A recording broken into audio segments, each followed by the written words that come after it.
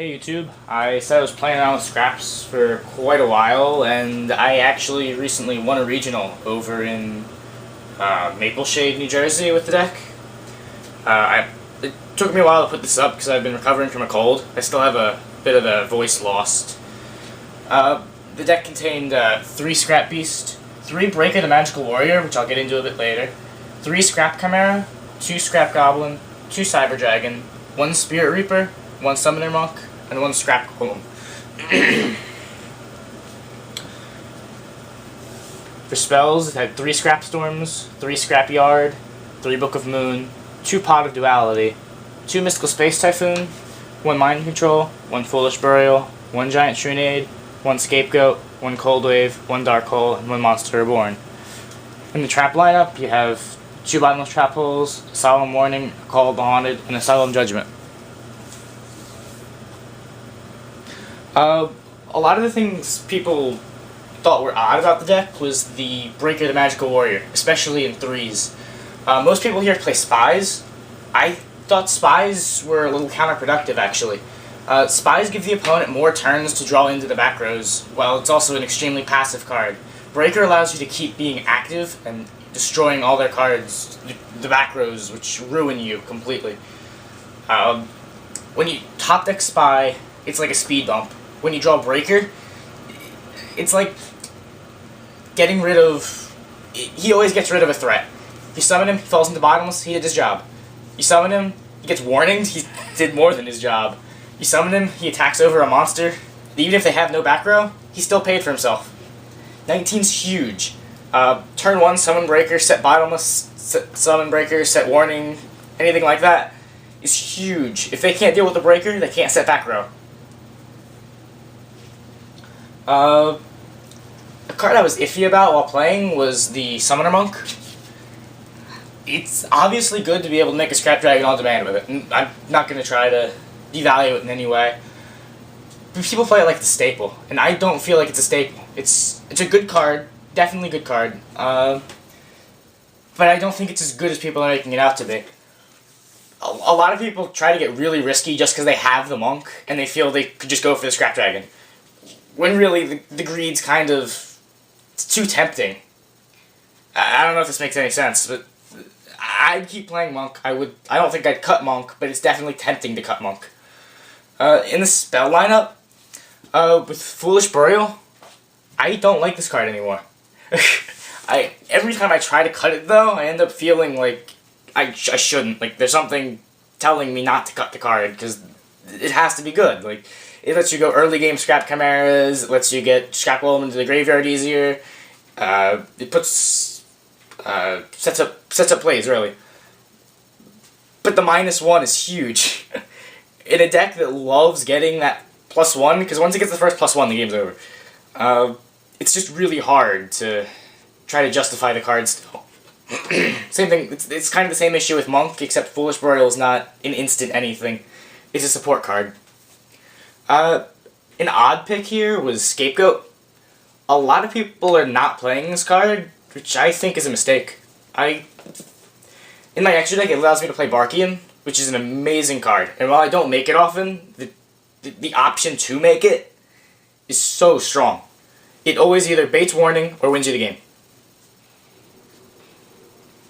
The ease of making a Scapegoat into Scrap Dragon with Beast, or Scapegoat pop with Scrap Dragon, or Scapegoat stall for a couple turns, then eventually top deck a tuner and make a Bryonic or something. It's huge. 2 Pot of Duality. Most people have been cutting down to 1 pot or just cutting it all together, and I don't think that's a good idea.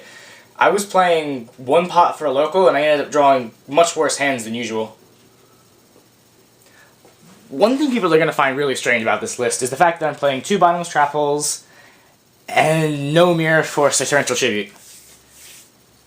The reason I'm playing Bottomless over Solemn Warnings is because I don't have any more Solemn Warnings. I've sold them off and I don't plan to get any more 2 weeks before the ban list comes.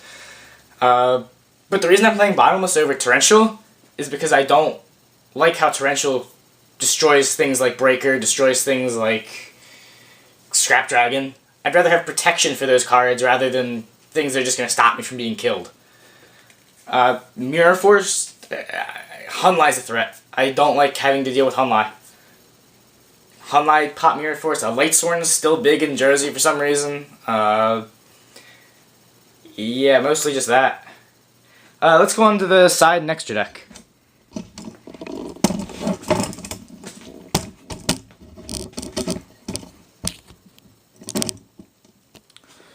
In the extra deck, I had 3 Scrap Dragons, 2 Scrap Twin Dragons, 2 Arcanite Magicians, 1 Black Rose Dragon, 1 Scrap Archfiend, 1 Nicheria Barkian, 1 Magical Android, 1 Brionic, 1 Chimera Tech, and 1 Stardust Dragon.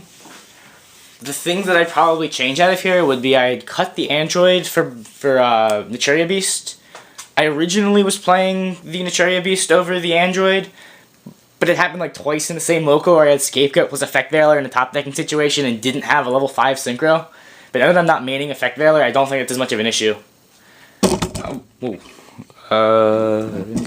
Okay. Also Stardust Dragon.